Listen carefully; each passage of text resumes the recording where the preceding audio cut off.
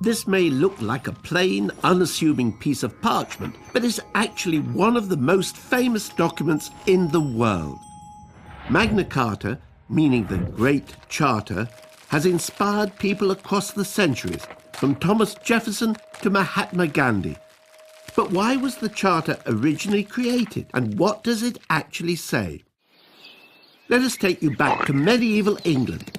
It's the year 1215, and the ruler is King John. Many people believe that King John was one of the worst kings in history. He imprisoned his former wife, he starved his opponents to death, he allegedly murdered his own nephew, and pulled the beards of the Irish chiefs. King John had imposed heavy taxes on his barons in order to pay for his expensive foreign wars. If they refused to pay, he punished them severely or seized their property. The barons demanded that King John obey the law. When he refused, they captured London and John was forced to negotiate. The two sides met at Runnymede in June 1215. The result of the negotiations was written down by the king's clerks into the document we know as Magna Carta. Although most of the Charter's clauses dealt with medieval rights and customs, Magna Carta has become a powerful symbol of liberty around the world. The most famous clause, which is still part of the law today, for the first time gave all free men the right to justice and a fair trial. No man shall be arrested or imprisoned except by the judgment of their equals and by the law of the land. To no one will we sell. However, this clause was not as liberal as it sounds. The Charter only applied to free men. The vast majority of people in 1215 were unfree peasants who were ruled over by their landowners. And although Magna Carta was intended to create peace between King John and his rebellious barons, England was plunged into civil war after the Pope declared the Charter invalid. When King John died of dysentery in 1216, 9-year-old Henry III took to the throne. To keep the peace, Magna Carta was reissued several times during the 13th century, until it was finally made part of English law. Magna Carta has lived on for 800 years and is echoed in the United States Declaration of Independence and the Universal Declaration of Human Rights.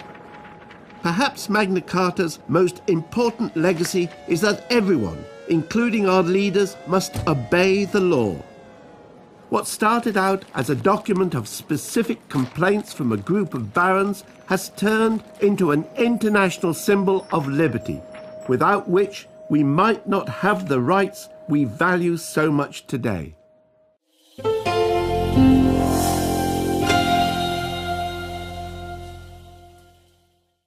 Magna Carta, an international symbol of liberty, without which we might not have the rights we value so much today.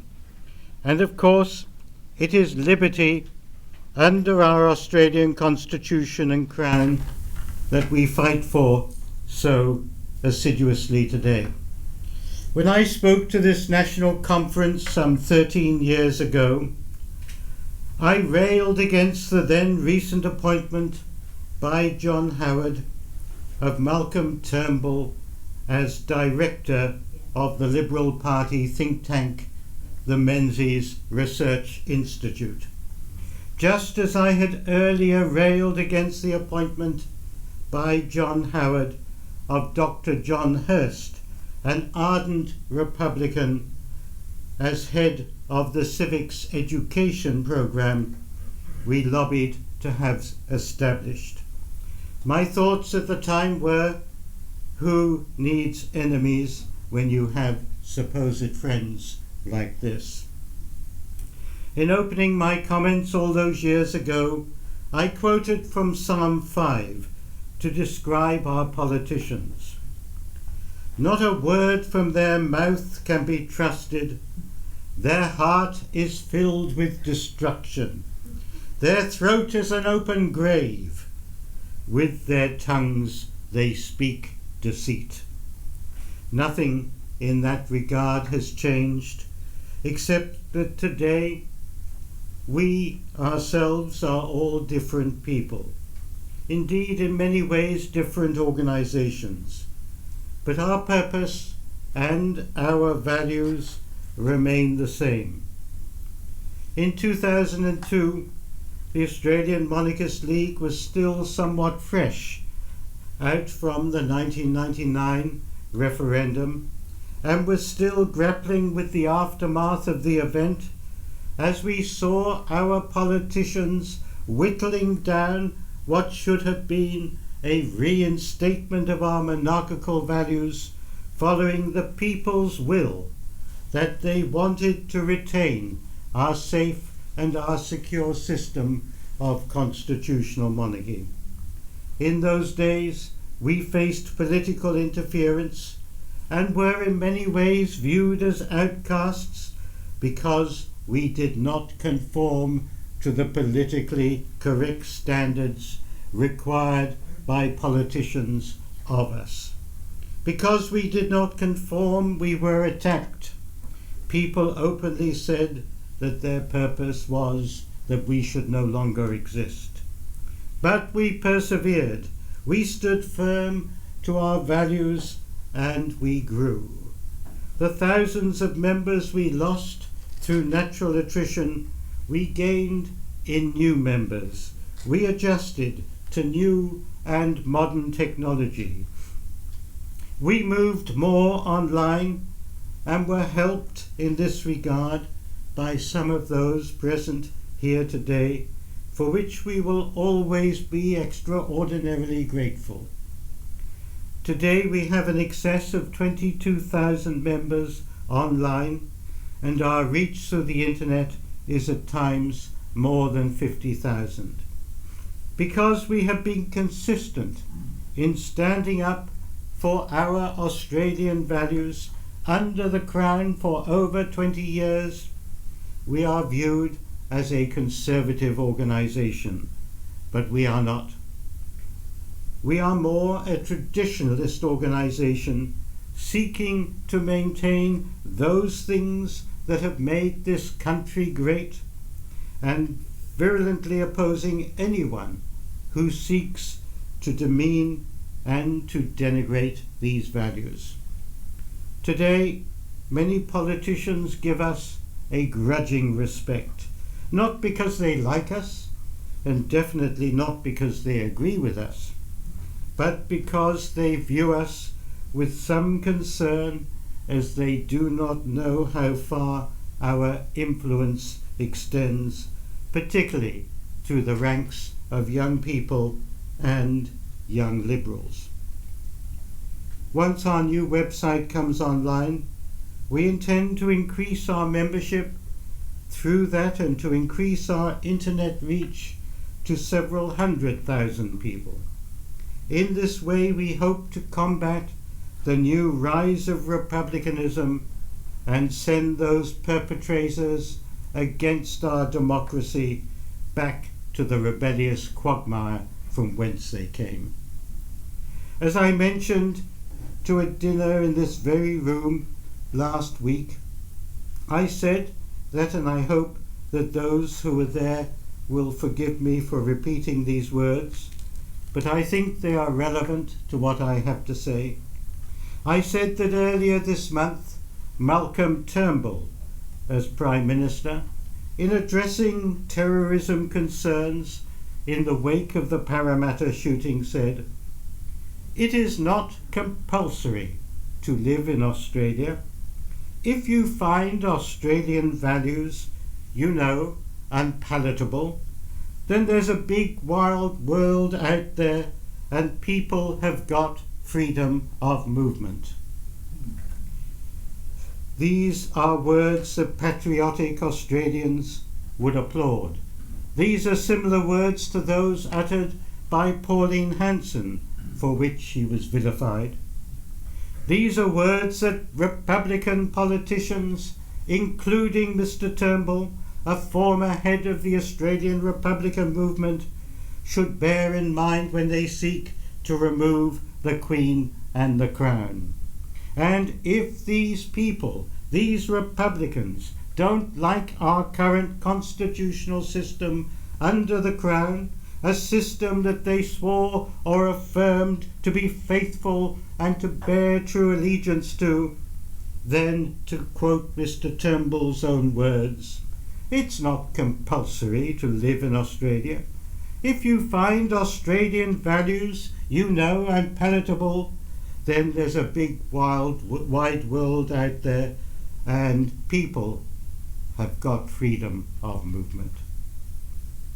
As long as Republican politicians continue to demean our system of governance, a system they were elected to represent and to protect, and defy the allegiance they must constitutionally give to the Queen, it is obvious that a result of this will be that new Australians will take little pride in their new country.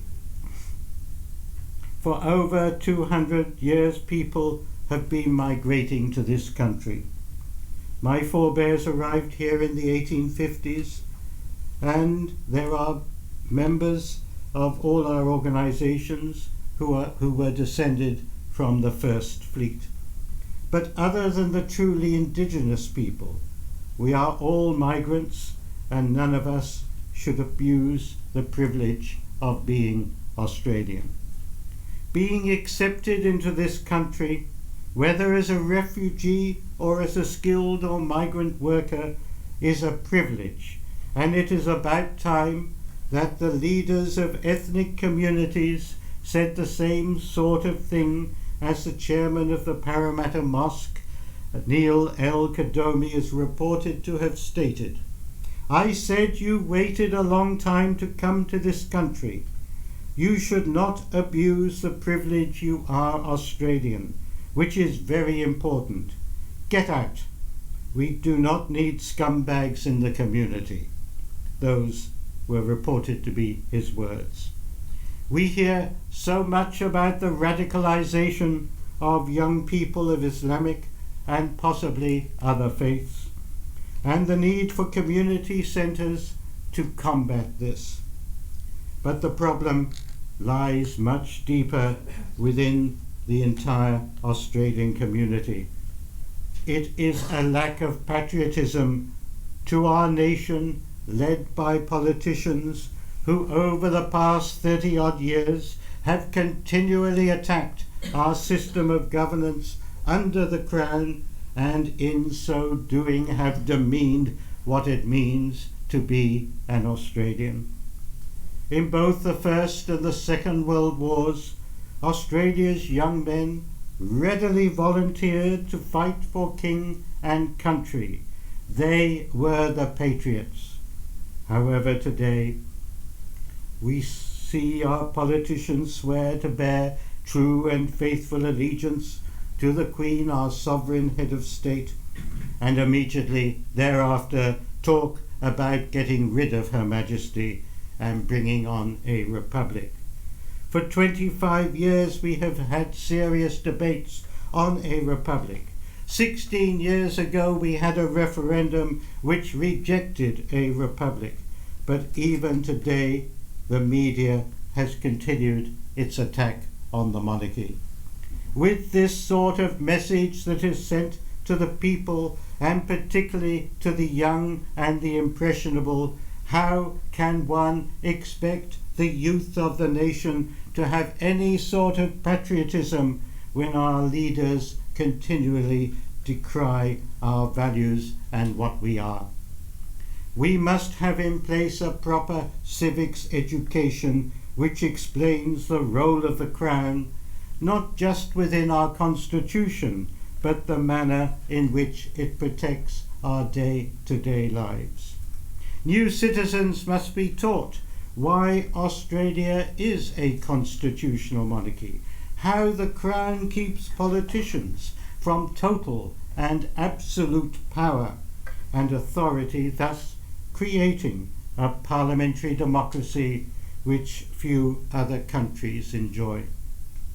Whilst ethnic leaders have a responsibility to ensure that their youth do not become isolated from the community at large, which is said to be responsible for leading to their radicalization. Successive governments must also be blamed for young people rejecting Australian traditional values. Little wonder these people question, what has the Queen to do with us? Little wonder they agree with politicians when they often purposefully but erroneously say, we have to be free of England. When we faced the move towards constitutional change in 1999, we were a rather disparate group of people and were totally reliant upon the support of active and vigilant organizations such as the League of Rights. And I would also like to thank you all today for the enormous support you gave to us at the time. In 1999, many of our people were elderly. We had people in their 70s and their 80s who stood at their post at the polling booths all day, literally dropping where they stood. So important was it to them that they did their duty for their Queen and their country.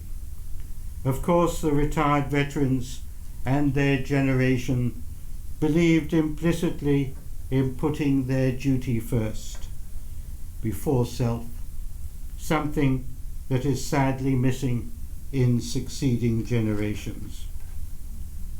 Whereas, until recently, a lot of our active members used to favour attending social occasions. The majority of our current membership today we know only through interaction, through social media, through internet and through email. Most of our members are today under 40 years of age, and many of our office bearers are in their 20s. My Deputy National Chairman is 28. It's a far different world than before, but it is one that we have embraced, otherwise we will fast be left behind. Now I'd like to show you another video which is somewhat indicative of our organization as it stands today.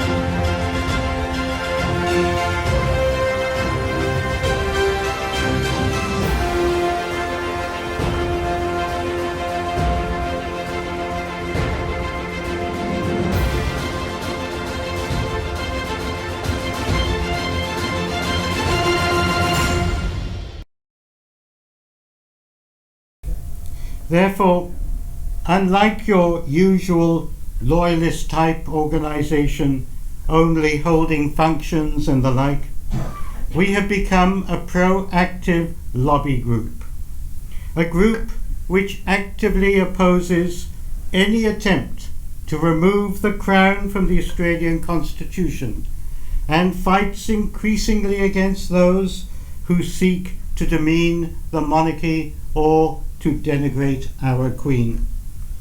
When we started off, we attracted the old establishment and retired military, whose very ideals now seem to lie trodden under the jackboot of socialist ideology. The sort of king and country people who also never put aside their oath to the Queen as politicians seem to do so cavalierly nowadays. I took an oath of allegiance to the Queen aged 17 and never have forsaken that oath. The bulk of our membership were real conservatives, including traditional Labour, as opposed to politicians and lawyers and the blue-rinse North Shore Liberal set, as well as yuppie-type semi-Republican Liberals.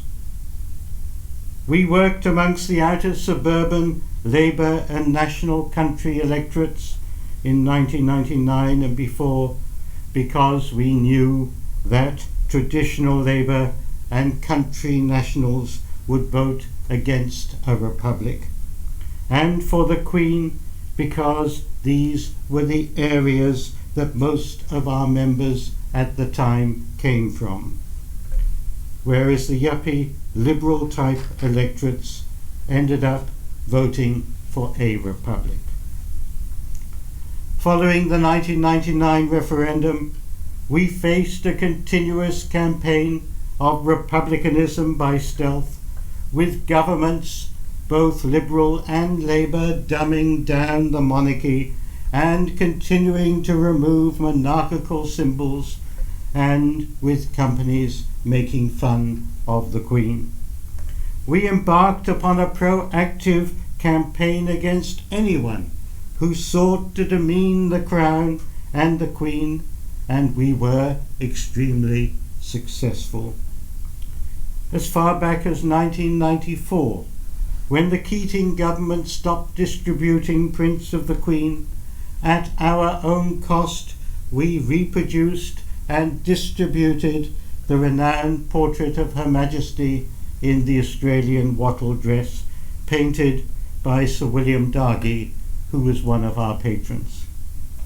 Also in 1994, we sponsored the establishment of the Foundation for Australian Constitutional Research and Studies, and covered all junior and senior high school with essay competitions on what our constitutional monarchy was all about. Unfortunately, crowned Republicans persuaded our foundation chairman and secretary to go across to them, and they used their own organization to enter into a joint venture with Republicans, whereas we operated on a totally voluntary basis. Huge salaries are now paid to the officials of this joint organization. When multinational companies like Nashua and Toyota both ridiculed the Queen in their advertising, we conducted extensive campaigns against them, resulting in the withdrawal of their advertising. Toyota had taken our protests so seriously that they sacked their advertising agents, Saatchi and Saatchi. The president of Toyota contacted me and begged me to stop our protest campaign. The directors of Toyota in Tokyo visited the British Embassy to apologize for the insult to the Queen. We've been successful in lobbying for the continuation of the Queen's image on the $5 note, but under the current regime are keeping a close watch on the situation, particularly with the impending issue of the new tactile notes. We lobbied Australia Post to properly publicise the Queen's stamps, and we now work closely with them on the production and sales of their royal stamps. I could go on about our many campaigns, such as getting the Commonwealth Bank to rename its new marketing initiative Republic Customer Relation Marketing System, which they dropped after our protests. But time is limited and there are other things I have to say. And this brings me on to the current battle we now face, now that the former head of the Australian Republican movement is Prime Minister, and the current head is the media celebrity Peter Fitzsimons. These people can wield enormous power. Not only do they have access to media, but also big business, and they can raise large tranches of money for their cause, whereas we remain an impecunious and struggling organisation. As well as protecting the crown, the Queen, and our monarchical symbols and traditions, the League has as its motto, protecting the Australian Constitution, and we have been active in so doing. In recent times, we have organised opposition to proposals to amend the Constitution. Recently, we were the largest online presence opposing the constitutional recognition of local government, and our submissions influenced both the Victorian Liberal Party and the Queensland Liberal National Party governments to oppose the proposals. This was the first time that we came out in open opposition to Tony Abbott, whom we had always considered to be a leading and traditional Conservative. Following Tony Abbott's call for monarchists to support recognition, the Select Committee asked us to make a submission. Whilst we said that we were not opposed to recognising the Indigenous people as being here before the raising of the British flag on Australian soil, we also stated that we would oppose any move to empower anyone over other Australians. When the Department of Immigration and Border Protection called for submissions, we objected to the government's proposal to revoke citizenship, indicating that once a person becomes a subject of the Queen, which all Australian citizens are, you cannot end that subjecthood as easily as a state-inspired citizenship, because being a subject of the Queen is more than that. We also submitted that Australia is facing a crisis of identity because successive governments have dumbed down or republicanized our system of governance in favour of a multicultural approach to such an extent that the ideologies of new Australians become superior to an acceptance of the Australian way of life. As well as protecting the Crown, the Queen, and our monarchical symbols and traditions, I would like to mention that when one views the tragedy that Europe is facing with waves of migrants trekking their way to Germany, one's heart cannot but go out to them until one realizes that once a country has given them sanctuary, they will turn on the people of that country, demanding that their religion and their way of life take precedence. We have seen this happening in Australia with demands to remove Christmas trees from shopping centres, let alone attacks on Christian prayers in schools, because, as these new Australians say, it offends their religion. But these sorts of insults to our values continue, only because our governments themselves now dumb down our Christian culture and pussyfoot around those who seek to destabilize our way of life. We also saw Tony Abbott recently talking about a referendum on same-sex marriage.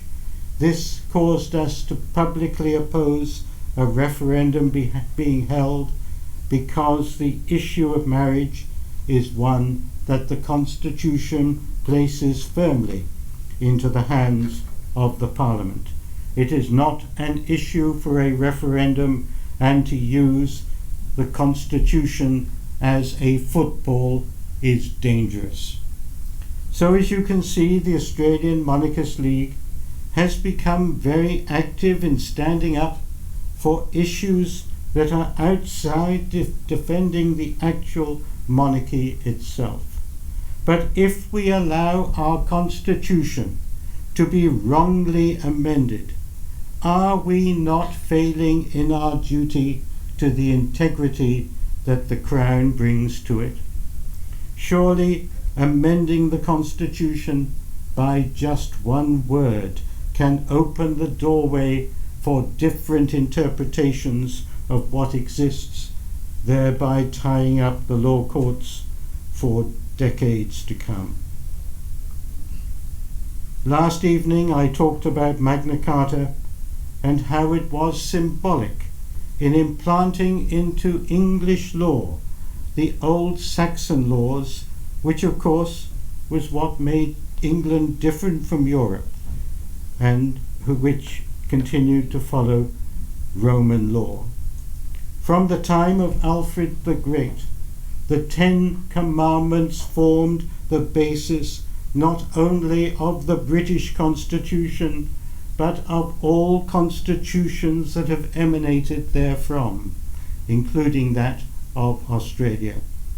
We should not forget that our Constitution begins with the words, humbly relying upon the blessing of Almighty God. In Australia, the evolution of democracy did not happen overnight. It was a lengthy process that commenced in seriousness some 50 years after white settlement began. In the declining years of the 19th century, Australians held a number of state and national conferences, all designed to bring together the turbulent and often disparate 6 colonies into one nation. That the leaders of these conferences were able to resolve individual differences and through a process of discussions, deliberations and consensus, free from the influences of revolt and war, and to join together in agreement culminating in independence in 1901 was nothing short of phenomenal. Indeed, a miracle. The new constitution was put to a democratic vote of the electors in each of the 6 states, and whilst admittedly not everyone was able to vote, the majority of people did, and what they created was a system that eventually brought all Australians together, with all citizens today entitled to vote on how each one wishes to be governed. As our first Prime Minister, Sir Edmund Barton, had earlier commented, for the first time in history, we have a nation for a continent and a continent for a nation. The resultant Australian Constitution contains safeguards to protect the smaller colonies against the greater ones and the ordinary people against the powerful.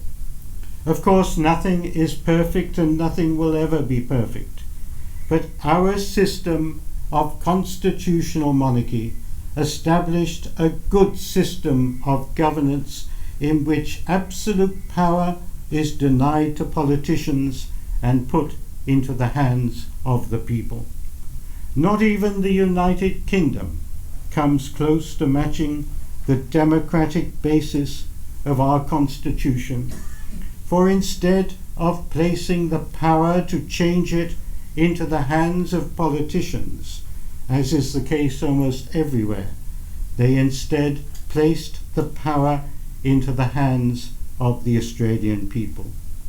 Therefore, in Australia, it can be said that the people's democracy is more absolute, for it is the people who have the power to remove a government at election and the monarchy at referendum. This is why we express concern at any attempt to change or to modify or to create outside influences such as the Australia Acts, which can alter the way in which our Constitution is viewed by the courts and by our legislators. However, the problem facing the Western world today is that governments, the media, and educationalists are forcing a Marxist-type doctrine onto our society, fueled by the apathy of the people. The fundamental principle of free speech seems to be rejected by those on the left in positions of authority and power, but only against those who do not agree with them. We are seeing tax-funded journalists liberally berating politicians and others of a non-socialist viewpoint. Our schools and our universities have become Republican and socialist indoctrination centers. We have seen teachers and tutors actually lying to unwitting students about our monarchy and about our system of governance in their bitterness against the British and against the Queen. In this, the 800th anniversary of the signing or sealing of Magna Carta, it is time that the people of Australia took a stand against this Marxist-type attack on our traditional and constitutional values.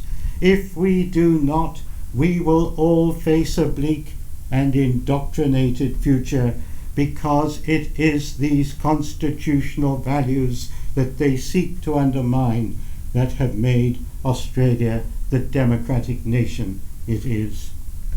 When so many countries have overthrown the shackles of communism, why are our socialist politicians and our Marxist teachers taking us down this pathway? Whilst the Australian Constitution has stood the test of time, I am afraid that the political system that it espoused has not, and that is because politicians control that system and have warped and moulded it to suit their own political ends. However, our democracy is fast becoming subservient to the will of politicians because of democracy itself, because it becomes necessary to elect politicians. We face a 3 or 4 year cycle during which those politicians will do everything they can to ensure their re-election, bribing the electorate with untold promises, regardless of the consequences to our economy, our nation, and above all, ultimately the people they are supposed to serve. As George Bernard Shaw wrote, a government which robs Peter to pay Paul can always depend on the support of Paul.